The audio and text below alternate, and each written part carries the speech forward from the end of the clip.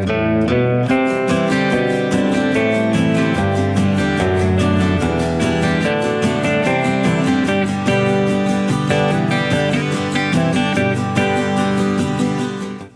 everyone, and welcome again to IPS Inland Valley's food demo. Today we're going to be doing a black bean and corn salad, which is on page 55 of Leah's Pantry recipe books.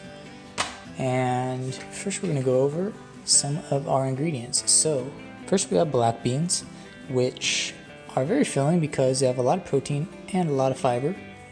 And with our black beans, we're going to be rinsing it out just to get rid of the extra sodium, because most canned foods actually have extra sodium to help preserve the actual food. So in this case, this can has about 3.5 servings. So if we multiply 17, well, let's do 20 by 3.5, that's about 70% of our daily recommended value of sodium if we were to eat an entire can.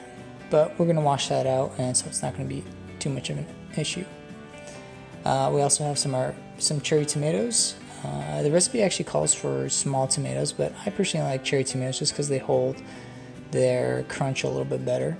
Then we have our bell pepper, a green bell pepper. You can choose any color, but green in this particular case adds a little bit of color. And we have our corn. So same thing with our black beans. This one in particular has no salt added, but we're going to wash it out just so it's not too liquidy. We also have our jalapenos, which have been seeded. And so if you don't like it being too spicy, I would recommend removing the seeds and also some of the middle tissue of the jalapeno. And we also have our avocado.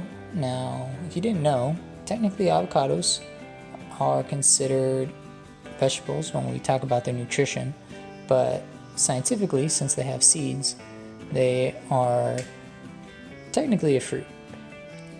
And for our flavorings, we have some green onions. Well, actually, these are chives. The recipe calls for green onions, but I have some chives that I want to pick from my garden. And we also have a couple of seasonings to essentially make a vinaigrette.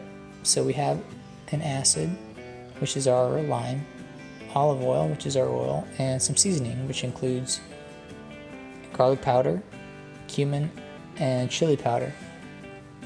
So if you ever want to make a simple vinaigrette, it's pretty straightforward. Here's an easy recipe. Essentially, if you have 1/3 of your recipe as an acid, which can be something like a lemon, and 2/3 oil. In this case, we use extra virgin olive oil.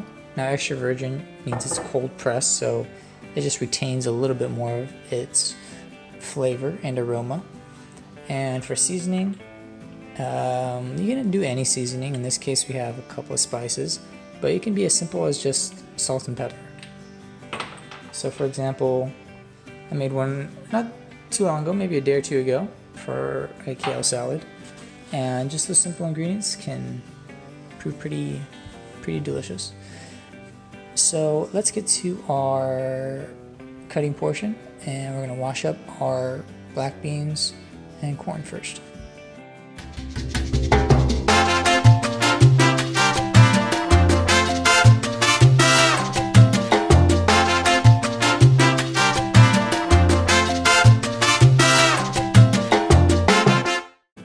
Alright, now that we got all our ingredients ready, let's start off by actually creating mixing our seasoning together.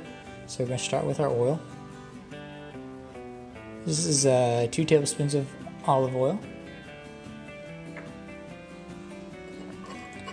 Then we have 1/4 teaspoon of garlic powder, 1/2 teaspoon of cumin, and then 1/2 teaspoon of chili powder. Let's get that all in there. Okay, let's get that all mixed up. And if you don't like chili powder, you can use smoked paprika. I find that adds a little bit of nice flavor, and also Same coloring as chili powder. So we have our coating. It's looking pretty good. Now let's mix some of our smaller ingredients in as well, just so that it coats nice and evenly.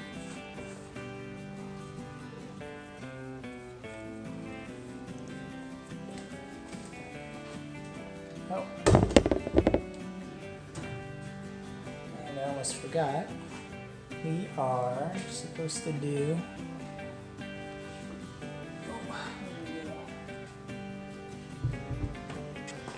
aha, here it is. Okay, so, sorry about the delay. So we're also supposed to juice our lime as well, just to give it a little bit more acidity, because remember in our vinaigrette, you want a little bit of acid. Mix it with your olive oil. Essentially that acts as an emulsifier, so your oil isn't just separating.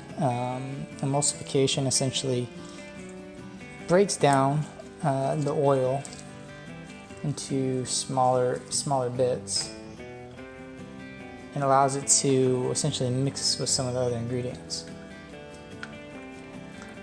So for example, when you shake up a vinaigrette, you'll see the acid and the oil kind of like bubble together, and they're not just going to be sitting on top of each other like water and oil does. Okay, so now that we got all this together, let's add our corn and black beans.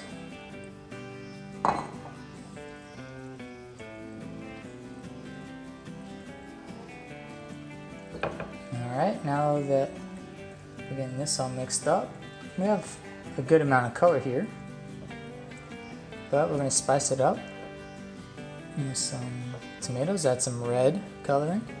And remember, when you always want to try to shoot for a colorful dish. So in this case we have some brown, yellow, red, and we're going to add a little bit of green here. And like I said before, you can change your bell pepper to yellow or orange or red, whatever you feel like. But in this case, we're just doing it for a little bit of green flavoring or coloring. Alright, now we have our jalapenos. I'm gonna just add, oh, actually no, I'm not gonna add these ones because I have some family members that are a little picky. So that's just for show today. Okay, now that we have those, we have our avocado that we can add. In this case, there's some not so happy parts of the avocado. We're going to take those out. Once you mix everything up, the avocado is going to, be nicely embedded into it. Alright, now that we get all our ingredients mixed up, let's take a look.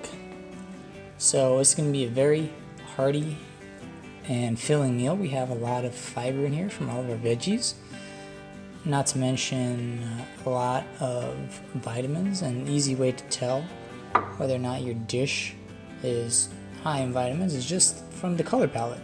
As you see here, we have brown, yellow, red, green, a lot of great colors here.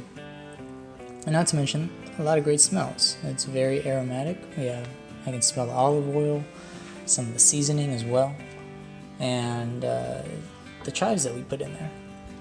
So this is a nice light recipe, and not to mention you can give yourself a good amount of protein from the pinto beans and fiber. So I hope you guys had a good time learning about this recipe, and I'm looking forward to having this for my lunch. So have a great day and take care. Bye bye.